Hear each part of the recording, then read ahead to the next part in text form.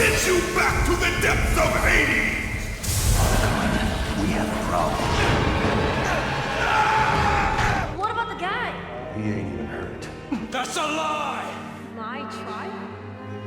So many great moments, games, adventures, characters and feels over the years. From the meteoric impact Sony made with its PS1 console to the decimating delivery of quality within the most recent PS4. They have certainly had ups and downs, but I am confident in saying that the PS5 is the most anticipated launch from the PlayStation Fold and family. Which is even more humbling for me to be granted privileged access to the console before, during and after its launch. Kicking things off here with my hands-on preview of the console, built in game and that awe-inspiring DualSense. Let's get ready to rumble. Now do not fret, I'm not about to bore you all to death with an unboxing. If you like that, then I'm sure you've seen other much more competent ones already. Instead, I concentrate on the important parts and information within the scope of the release schedule of coverage. Now let me be clear here though, this is a good thing, as just like unpacking your brand spanking new console and turning it on, it's always best experienced by you yourself unspoilt for the first time. As such, there is a huge, gargantuan amount I can talk about, but not just yet. But suffice to say, as good as what I show you now, this is but the tip of the iceberg. I'm the king of the world!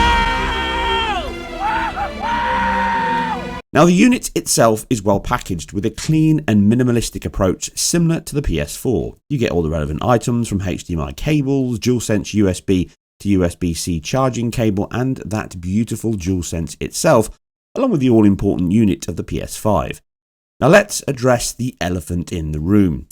The PS5 is big. It's not so enormous as it's obviously been made out, but as you can see here, think PS3 size and weight, of which it is almost uncannily close to be fair, or the original Xbox console. Even the original station wagon Atari VCS falls close in stature.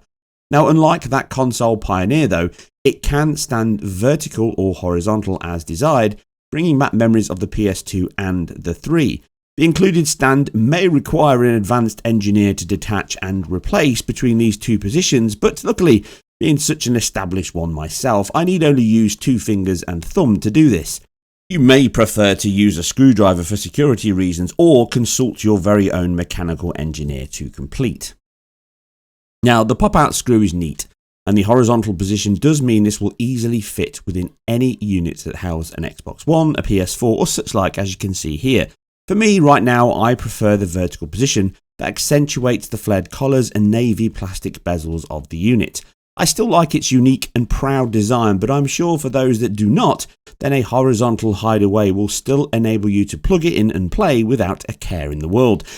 Just be sure to give it a few inches of air gap all around, with most of that at the back for obvious reasons. Now the connections are as I covered in the teardown video and Sony's own teardown video, so it's not a great deal to add here. It certainly has a heft when held due to the heatsink and the PSU among other internals, and it's the biggest PlayStation so far, but again not by a great deal, and most of that is due to its length as part of its cooling design to help disperse the most heat.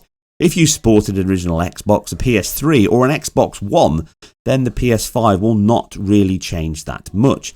It's the contents of the box and what it delivers that counts. Salient point when it comes to one of the most next-gen areas of the new console already. The DualSense is a true leap in sensitivity and immersion. Triggers push back as you squeeze them. It feels so tactile and responsive. Sand whips against the right, the center or left of the controller depending on the camera orientation. As you spin the camera around, you can feel it hitting the controller and it feels so tactile. Simple effects such as landing in water, skating on ice or pulling back to increase the tension on a cable. You can feel every ridge, every footstep, individual sand grains hitting you. It is truly remarkable just how tactile the controller now is. At first you have to focus on just how much stimuli your little paws are receiving, but once you stop thinking about video games and more real world, it makes an even greater impact as you can feel and receive feedback from so much more in the game.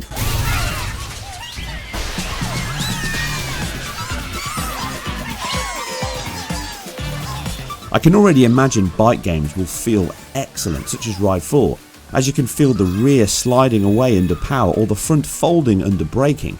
The best example I can talk about today is the packed-in Astrobot game, which gives you an overload of sensory and nostalgic trips throughout. The DualSense enables a fine-grained level of input and feedback which the game maximises throughout. Think of it as a demo scene title yet delivered in a package fitting of Nintendo. Like all Asobo team titles, it oozes passion, ingenious design, flamboyant execution and above all else, fun and engaging gameplay.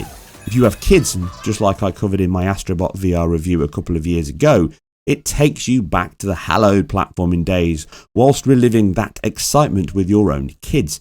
It forces you to look around, explore your world for clues or secrets, and controls are heightened, all the actions and skill all gets ramped up yet feels simple to pick up with a deeper nuance to master, just like that VR title. Animation is both fluid, subtle and yet comical and responsive, which is not an easy feat. Even the motion controls feel fast and responsive, making you not fight them but feel them throughout your grand PS5 adventure. It uses the mode controls perfectly on this rocket mission when you have to ramp and jump over certain areas by tilting the controller around, and really it feels as responsive as an analog stick. The variance in feedback within the controller is really at the forefront of game controllers and is a genuine next gen feature, of that there is no doubt. Going back to the DualShock or the Xbox controller feels tantamount to moving from digital controls to analog. The sheer feedback loop and engagement it offers makes me excited to see just what teams and sound designers can do with this new technology. Of course, this kind of tech will not always be used to its fullest, so the amount that can push it forward will deliver higher quality, such as racing controller levels of haptic feedbacks, and I'm excited to get stuck into more of those titles. Fret not though, as you can simply turn much of it off, including the force resistant triggers in the menu, for those Philistines among you. Again, I am limited on what I can show here with the epic contents that Astrobot actually has. Being built into the consoles does stir up memories of Super Hang-On stroke Safari Hunt on the Master System, but you have much more here than just a snail maze puzzle game locked into the system via joypad inputs. Instead, Asobo have again delivered Super Mario quality, charm and ingenuity that Nintendo would trademark if they could. Running at a native 4K and 60 FPS should really shock no one. As amazing and detailed as it is, this is not a Ratchet and Clank or Spider-Man Miles Morales next gen cheerleader on visuals, yet it is still gorgeous and offers a great deal that shows off the next gen potential already. Shadow cascades are brilliant. It looks to only use a dual cascade, which it's so far out actually it's hard to spot the filter actually blending, which has become part of the furniture for games since shadow maps actually took over. Shadow casters are also heavily used here, and it's helped likely by that vast CPU boost, meaning so many dynamic objects sport occluders for shadows throughout. And in actual fact, from the day zero installed version to the updated patch of the game you download, it actually boosts many areas like this, and it's improved all of these areas, such as graphical enhancements, which you can see here, more geometry and levels, better textures and effects, higher shadow casting objects, and even more features that I can cover later. But it is well worth getting the day zero patch on to get these enhancements. Another is the system's firmware, which also needs an update, and this is what I've discussed months ago in my software APIs and core OS features. Combining this and the game update, we can see just how potent the combination is with the PS5's unique I/O system and APU construction to centralise the north and south bridge essentially to maximise its incredibly fast SSD. And as I discussed before, you are only as fast as your slowest part, and drivers form a huge part of this. Thus we see a huge increase in this title alone when updated, seeing the CPU cooler level reducing from 7 seconds out of the box to just over 2 when updated. Almost a 3-fold increase in speed from a substantial level of content that has also increased with this update. It really bodes well that we are already seeing this level of speed and consistency right at the start. Borne out by the lack of any streaming issues on the frame rate graph as you've seen earlier, it performs exceptionally fast, exceptionally smooth, and it feels incredibly responsive to play. Of course, I have seen and played much more than this, but for now, this is as much as I can share with you all. I am eager to get stuck into the vast amount and surprises Sony and its many teams have actually put in store for us all. But in the here and now, this video is at an end, but please stay tuned for a suite of detailed technical reviews, analysis, and all you need to know before the PS5 hits the store and for the years following. Please subscribe to support the channel and what I do here, as I am completely independent and it helps so much more than you can possibly know. But for now, I'm out, but you stay tuned, stay excited, and get ready for much more to come. I'll see you on the next one.